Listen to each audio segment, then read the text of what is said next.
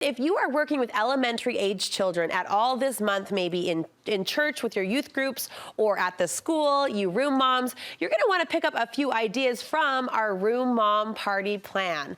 This is your guide to the simplest kind of party with kids, although somehow it doesn't always seem that easy. Early education expert Kelsey Cook is going to get us through. It's great to see you. Yes, I'd love to be here. You're a room mom this year. Yes, I'm so excited. I was a teacher for 10 years, and this is my first time being a room mom for my first grader. And I told this teacher, I've waited my whole life for this. This is my dream come true. Because I'm like, this is what I always wanted to do. So it's been so fun.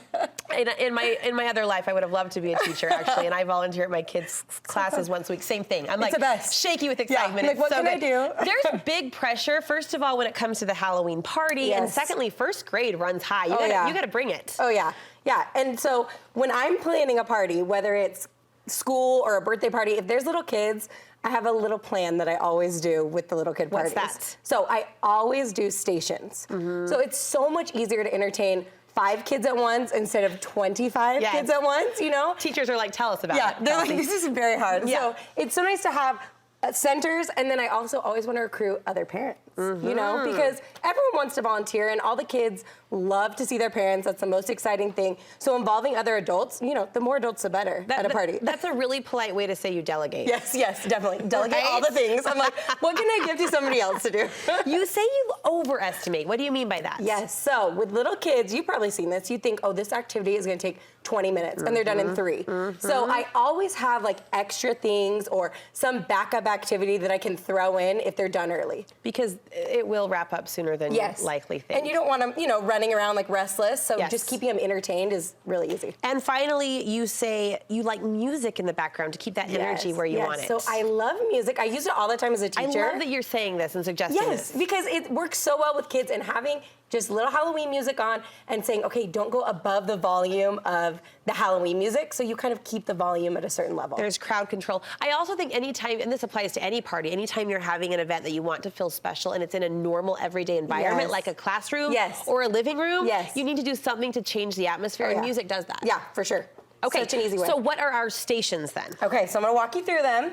My first one is this witch's broom craft. Oh, cute. So when I'm doing a party, I always like to have a craft, games, a snack, and an activity. So this is my activity one. So all you do is you take construction paper, cut it up like a broom, and then attach it to the pipe cleaner, and they're just threading the beads on. Look at this. This is going to take some time. Yeah, it's going to take some time. Speaking of time, this is hand-eye coordination those first graders need practice at. And you can mix it up by having them count or do patterns, you know, so there's kind of a lot of different ways to make this work for whatever age. My kindergartner's always asking, what's our pattern, Mom? What's our pattern? And I'm like, does there have to be a pattern in everything? I guess so. Oh, always. This is so cute, easy to do. Okay, there's an activity.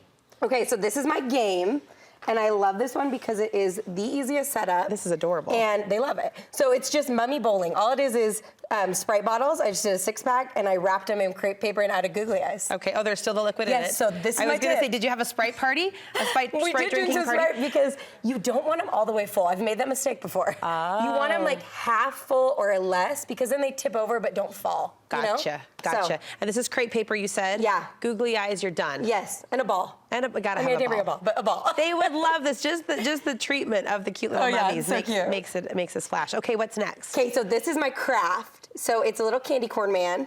All you do is get strips of construction paper and they rip them up. So those are, you know, fine motor skills that we're working on with the little kids. Yes. And then glue it on, add googly eyes, and we did little accordion arms and legs. Just to add a little extra. He's like 3D. He's like so excited for Halloween. And they love to take home a craft, you know? It's the badge of honor. The fridge has to be full of all of the Halloween things. This looks like a fun construction activity. Yes. So this one is a STEM activity. So they're practicing science, technology, engineering, and math. So it's like a problem-solving activity. You give them the pumpkins and the toothpicks and let them build a tower. Those pumpkins are dense. They I know, have some weight to them. So they have to practice, and you could even put them in teams and like say who can build the biggest tower. Love it. And I added a candy jar to this, a guessing jar, because if they finish fast, they can guess. If you have a few minutes on your hands, stare at that jar, kids, for about 3 minutes. Yes. How many are in there? And count.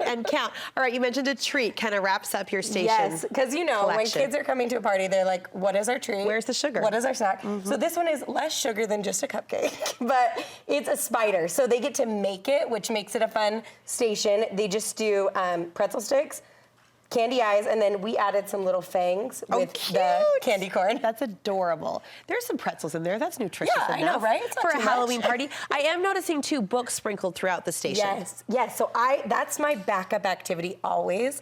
I'll give the parents a few books so that if they, once they make their snack, then you can read them a book while they're eating their snack. And so many good Halloween titles. Oh, Give so us a fun. few of your favorites. Okay, so Little Goblins 10 is one of my very I don't favorites. have that one. It is so cute. It's like a rhyming one and a counting book. Okay, it's so I fun. add to my collection every holiday, so maybe my that's favorite the book. thing. Yeah. Okay, this one is The Little Camper Saves Halloween.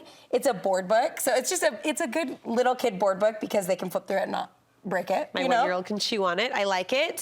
Big Pumpkin is my most classic favorite Halloween book. So, good one. And also Room on the Broom, if you've Cannot read. finish this one without a giggle fit. Oh yeah, they love it. It's so fun. Kelsey, great ideas. I love the strategy, kind of the structure behind your plan, and I love the individual stations that will keep them busy, keep them laughing, and make you the star room mom. Yes. And you've made all of us that today. Thank you so much. Where can we get more ideas from you? Okay, so I share tips on Learning with Kelsey on Instagram, and then you can also find me on my website, learningwithkelsey.com. Learning with Kelsey. Give her a follow for moms and grandmas out there wanting to keep those little minds and hands busy. Thank you so much. Yes, Happy of Halloween. course. Happy Halloween.